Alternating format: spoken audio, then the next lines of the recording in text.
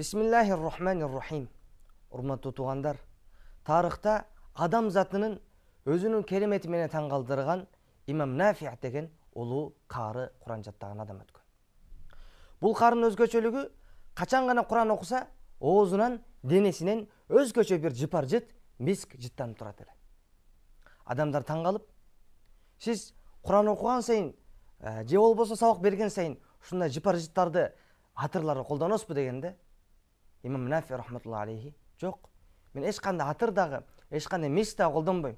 Валакин раайту фима яран наим анна набийя саллаллаху алейхи ва саллям яқрау фи. Бирок бир жол түшүмдө сүйүктүү пайгамбарыбыз саллаллаху алейхи ва саллям оозума карап Куран окуп жатыптыр. Мына ошондон тартып мен оозуман, денемен өзгөчө бир жыпар жыт, миск чыгып турат деген.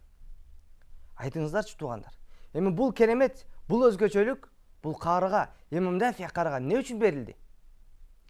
Албетте, анткени бул кары өзүнүн өмүрүн төрөлгөндөн баштап өлгөнгө чейин бардык өмүрүн Куран окуу үчүн, Куран окутуу үчүн өткөргөн.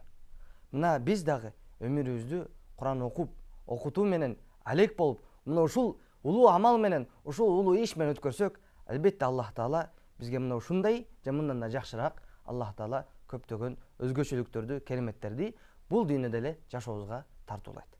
Аллах Таала бардыгыбызга Куран-ы Керимди сүйүп, жан дилибизден окуп жана окутканга мүмкүнчүлүк берсин.